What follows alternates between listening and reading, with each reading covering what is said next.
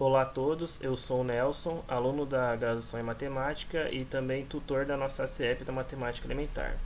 Hoje nós temos mais um vídeo sobre resolução de exercícios com as dúvidas recorrentes da nossa CIEP, né? O exercício em questão é o exercício do módulo 3, que é o exercício 2 da lista 4. O exercício diz o seguinte: verifique se a imagem de f está contida no domínio de G e determine G bola f se. Aí nós temos dois itens, né? No item A, a gente tem a função f, que é x quadrado mais 2, e a função g, que é a raiz quadrada de x. Aí para o item B, nós temos a função f, que é a x sobre x mais 1, e a função g, que é a x mais 1 sobre x menos 1.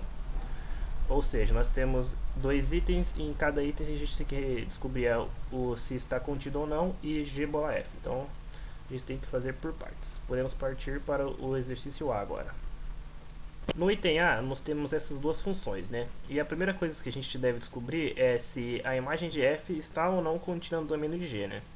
Esse símbolo de contínuo a gente usa para trabalhar com conjuntos, né? Que ele basicamente quer dizer que se todos os elementos do conjunto da imagem de f pertencem a todos os elementos do conjunto do domínio de G, né?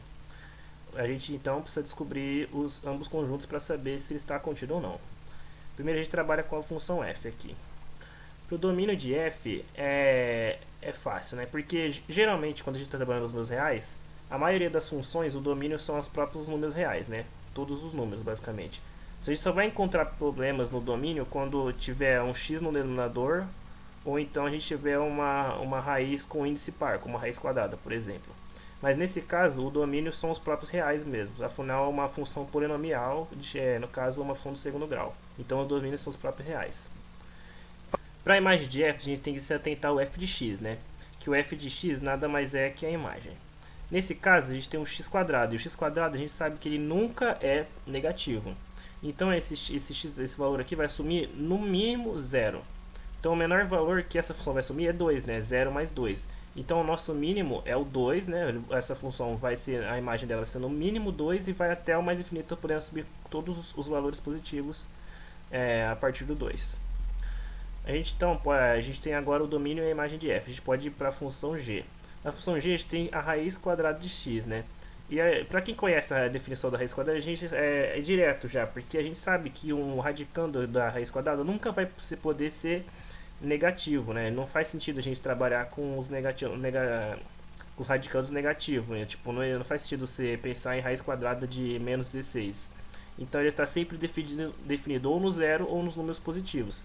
E a mesma coisa vale para a imagem. É impossível você encontrar um número que a raiz quadrada dele vai dar um número negativo. Então a imagem também sempre vai ser positivo. No caso, o domínio e a imagem aqui são até iguais, né? Dito isso, a gente já encontrou os dois intervalos referentes à imagem de f e o domínio de g, né? Que são esses dois, fechado em 2 indo até mais infinito e fechado em 0 indo até mais infinito. E é fácil observar que o primeiro intervalo ele está contido no segundo, ele é menor que o segundo e está inteiramente dentro do segundo. Então, quando a gente se pergunta se está ou não contido, a gente pode concluir diretamente que ele está, porque a imagem de f está contida no domínio G, baseado nesses dois intervalos que a gente encontrou aqui. Então a gente pode partir para a próxima parte do exercício. Para a próxima parte, a gente tem que descobrir g bola f, né? Que a g bola f, a gente sabe que por definição é o domínio de f calculado na função g, né? Que é basicamente a gente substituir no x da g a f de x.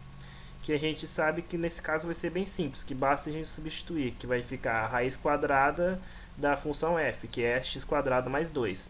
Então a nossa g bola f é a raiz quadrada de x quadrado mais 2.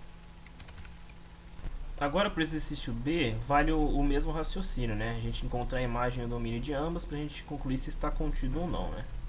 Antes de começar, vale observar que essas duas funções são funções racionais. E no caso das funções racionais mais simples, igual a essas, a gente sempre vai ter um ponto que não está no domínio e um ponto que não está na imagem. Então, para a gente aqui, basta a gente encontrar esses pontos, né? O ponto que não está no domínio e o ponto que não está na imagem. Para a função f de x, a gente sabe que a gente nunca vai poder obter uma divisão por zero, né? Então é direto a gente supor que esse x mais 1 ele nunca vai poder ser zero, porque senão a gente vai obter uma divisão por zero. E isso implica então que o x vai ser sempre diferente de menos 1. Então a gente sabe que o nosso domínio ele pode assumir qualquer valor menos o menos 1.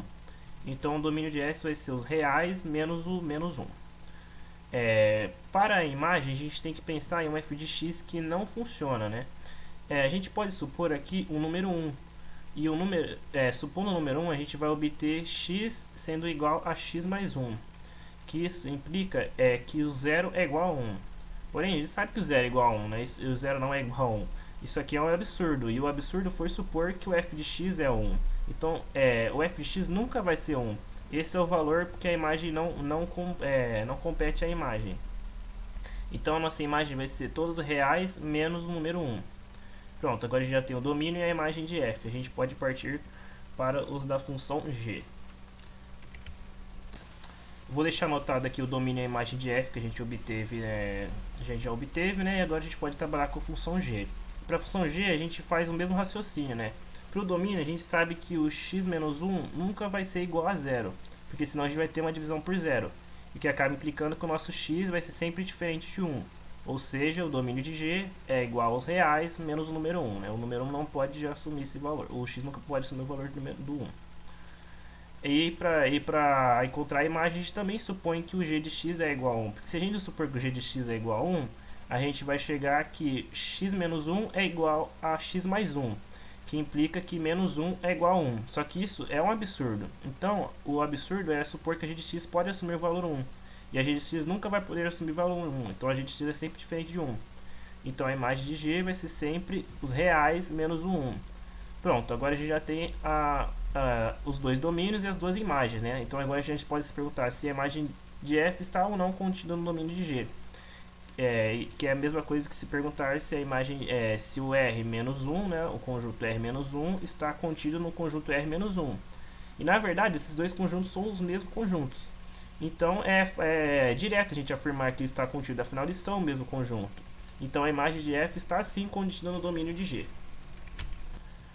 A última parte do exercício B é encontrar g bola f, né? E a g bola f a gente sabe que é a função f de x aplicada na função g. Ou seja, a gente substitui nos x da g de x a função f, que a gente vai obter a seguinte expressão. Para trabalhar com a expressão, primeiro a gente substitui os dois 1 por x mais 1 sobre x mais 1, né? Que continua valendo 1, só que porém agora eles têm o mesmo denominador das outras frações e a gente pode juntar, né? Agora a gente vai obter então x mais 1 sobre x mais 1 e x menos 1 sobre x mais 1. Agora a gente tem uma divisão de fração por fração, né? E a gente então pode multiplicar a fração do numerador pelo inverso da fração do denominador para a gente tirar dessa fração, né? Multiplicando o numerador pelo inverso do denominador, a gente vai obter então x mais 1 sobre x mais 1 vezes x mais 1 dividido por x menos 1, né? Mas aqui a gente vai ter x mais 1 e x mais 1 numerador no denominador. Isso aqui a gente pode explicar, né? Porque nada mais é isso aqui que multiplicar por 1. Então a gente pode obter uma expressão mais simplificada, que vai ficar x mais 1 sobre x menos 1. E a gente também aqui pode retrabalhar, né? Que x mais x é 2x e x menos x se anulam, né? Obtendo então por fim 2x mais 1 dividido por menos 1. E dividir por menos 1, né? A gente apenas então troca o sinal, né? Ficando então menos 2x menos 1. Então a função g aplicada na f de x, quer dizer, a f de x aplicada na função g é menos 2x menos 1, né? Ou seja, a nossa g bola f é igual a menos 2x menos 1. Ok, finalizado esse exercício. Era isso então, pessoal. A resolução foi terminada, né? Do exercício. Obrigado a quem assistiu até o final. Se vocês tiverem alguma outra dúvida de algum exercício da CIEP dos outros módulos, pode deixar aqui nos comentários que a gente vai tentar fazer a resolução do exercício. E é isso. Até mais e bons estudos a todos.